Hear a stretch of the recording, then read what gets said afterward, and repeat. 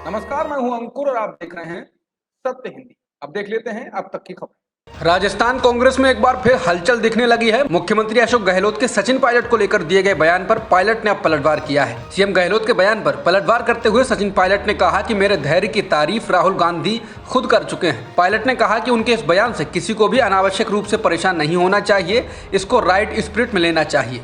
Pilot ने कहा कि मैं मानता हूं कि राहुल गांधी ने मेरे धैर्य को इतना अप्रिशिएट किया, इसके बाद अब कहने के लिए कुछ बचा नहीं है।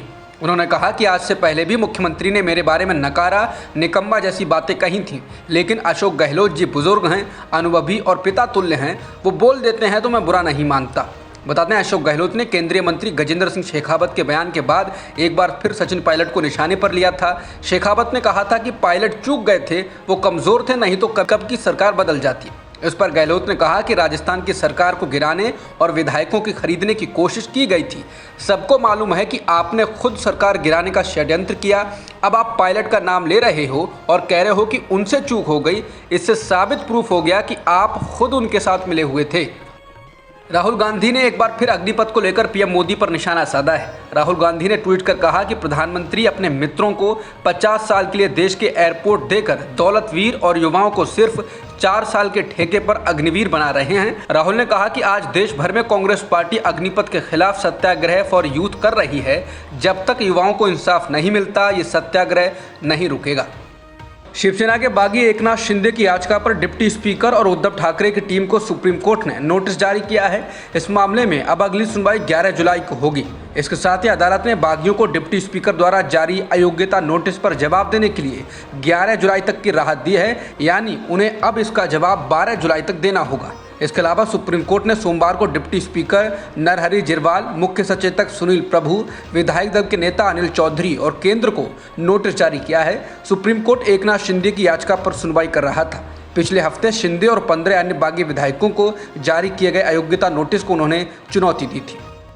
महाराष्ट्र में शिवसेना के विधायकों द्वारा बगावत किए जाने के बाद पैदा हुए सियासी संकट के बीच जांच एजेंसी ईडी ने शिवसेना के राज्यसभा सांसद संजय राउत को समन भेजा है। संजय राउत और उनके करीबी प्रवीण राउत को ये समन गोरेगांव के पात्रा चौल में 1034 करोड़ रुपए के फ्लोर स्पेस इंडेक्स को बेचने में हुई धोखाधड़ी के मामले में भेजा गया है।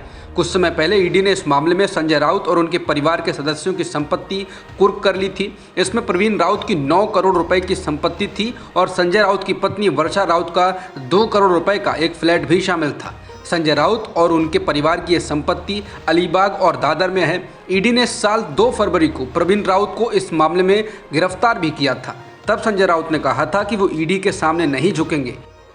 ईडी से मनी लॉन्ड्रिंग मामले में समन मिलने के तुरंत बाद शिवसेना सांसद संजय राउत ने सोमवार को कहा कि वो गुवाहाटी नहीं जाएंगे।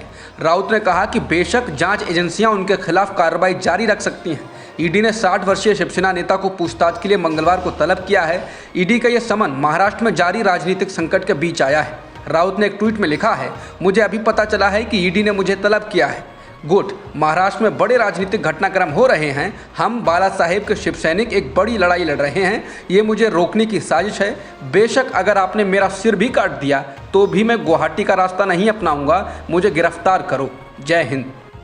संजय राउत को ईडी के समन के बाद शिवसेना ने बीजेपी पर हमला बोला है। शिवसेना की राज्यसभा सांसद प्रियंका चतुर्वेदी ने कहा है कि भाजपा से परम भक्ति का सबसे बड़ा उदाहरण पेश करती हुई ईडी डिपार्टमेंट। बता दें, शिवसेना लगातार बीजेपी सरकार पर ईडी के दुरुपयोग का आरोप लगा रही है। शिवसेना की ओर से यह बार बार कहा गया है कि मोदी सरकार ने ईडी का डर दिखाकर और खरीद फरोख्त कर विधायकों को टूटने पर मजबूर किया है। बता दें, विपक्ष की ओर से मोदी सरकार पर केंद्रीय एजेंसियों के दुरुपयोग के लगातार आरोप लगते रहे हैं। मालूम हो कि राहुल गांधी से भी हाल ही में ईडी ने पूछताछ की थी और कांग्रेस ने जमकर प्रदर्शन किया था। महाराष्ट्र के मुख्यमंत्री उद्धव ठाकरे ने बागी मंत्रियों पर बड़ी कार्रवाई करते हुए एकनाथ शिंदे समेत अन्य 8 बागी मंत्रियों से उनके विभाग छीन लिए हैं।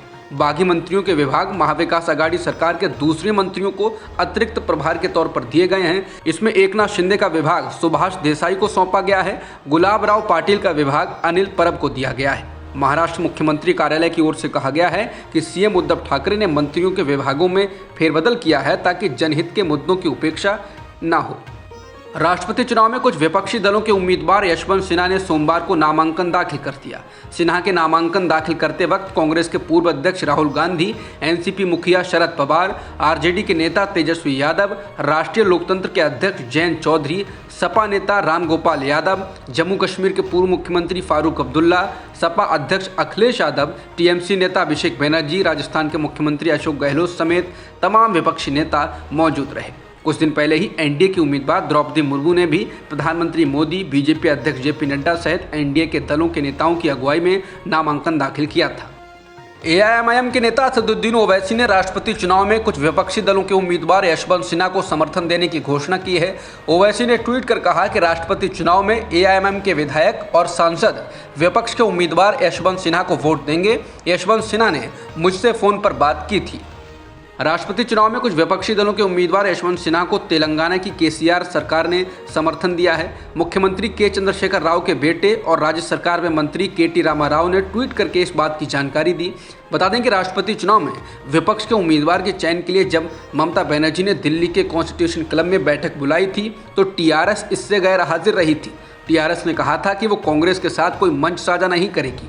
यशवंत सिन्हा के सामने एनडीए ने झारखंड के पूर्व राज्यपाल द्रौपदी मुर्मू को उतारा है। द्रौपदी मुर्मू के लिए विपक्षी दलों का समर्थन लगातार बढ़ता जा रहा है। बहुजन समाज पार्टी के अध्यक्ष और उत्तर प्रदेश के पूर्व मुख्यमंत्री मायावती, एनडीए के सहयोगी दल जेडीयू के अलावा विपक्षी दल बीजू जनता दल, वाईएसआर कांग्रेस भी उनके समर्थन में आगे आ चुके हैं। गुजरात के डीजीपी आशीष भाटिया ने पूर्व डीजीपी आरबी श्री कुमार, पूर्व आईपीएस अधिकारी संजीव भट्ट और कार्यकर्ता तीस्ता सीतलवाड़ के खिलाफ जालसाजी और साजिश के आरोपों की जांच के लिए एक एसआईटी का गठन किया है। एसआईटी की कमान डीआईजी दीपन भद्रन को दी गई है। ये 3 लोग आरबी श्री कुमार, संजीव भट्ट और तीस्ता सीतलवाड़ वही हैं जिन्होंने 2002 के गुजरात दंगों को लेकर सबसे पहले आवाज़ उठाई थी। जिस समय ये दंगे हुए थे उस समय गुजरात के मुख्यमंत्री नरेंद्र मोदी थे। गोधरा कांड के बाद ये दंगे कई दिनों तक चले थे। सामाजिक कार्यकर्ता तीस्ता को शनिवार को और बी श्री कुमार को रविवार को गिरफ्तार किया गया। संजीव भट्ट पहले से ही जेल में है। सुप्रीम कोर्ट का फैसला आने के अगले ही दिन तीस्ता को गिरफ्तार कर लिया गया था। दरअसल सुप्रीम कोर्ट ने शुक्रवार को फैसला सुनाते हुए कहा था कि झूठे दावों के आधार पर उच्चतम स्तर पर एक बड़े आपराधिक साजिश की रूपरेखा तैयार की गई थी, लेकिन वो सारे आरोप ताश के पत्तों की तरह ढह गए। अदालत ने कहा था, हम गुजरात सरकार की इस दलील में दम पाते हैं कि संजीव भट्ट, हरेन पांड्या और आरबी श्री कुमार की गवाही केवल सनसनीखेज और मामलों का राजनीतिकरण करने के लिए थी। हालांकि सब कुछ झूठ से भरा हुआ है, इसलिए इस मामले की जांच कराई जाए और जो लोग उच्च स्तर पर इस साजिश में जुड़े रहे हैं उन पर कार्रवाई की जाए। अदालत की इस टिप्पणी के आधार पर गुजरात पुलिस अब सक्रिय हो चुकी है। केरल के मुख्यमंत्री पिनाराई विजयन ने तीस्ता सीतलवाड़ और retired DGP R B Sreekumar की गिरफ्तारी को लेकर कांग्रेस पर हमला बोला है। पिनाराई ने कहा कि बड़े पैमाने पर विरोध नहीं तो कांग्रेस कम से कम नाम मात्र का विरोध तो कर सकती थी, वो ऐसा क्यों नहीं सोच सकते। उन्होंने कहा कि श्री कुमार और सीतलवाड़ को उस दिन गिरफ्तार किया गया था जिस दिन 1975 में आपातकाल की घोषणा की गई थी। इन गिरफ्तारियों को देश में भाजपा विरोधी ताकतों को डराने के प्रयास के रूप में देखा जाना चाहिए कि अगर आप परिवार के खिलाफ बोलते हैं तो परिणाम होगा। संघ परिवार की धमकी के आगे कांग्रेस चुप्पी साधे हुए है। बीजेपी के डर से कांग्रेस घुटनों के बल रेंग रही है। कांग्रेस के साथ खड़ी इंडियन यूनियन मुस्लिम लीग समेत सभी पार्टियों को इस पर गंभीरता से विचार करना चाहिए। अब तक की खबरों में इतना ही। बाकी खबरों के लिए बने रह सकते हैं आप सत्य हिंदी.com। नमस्कार।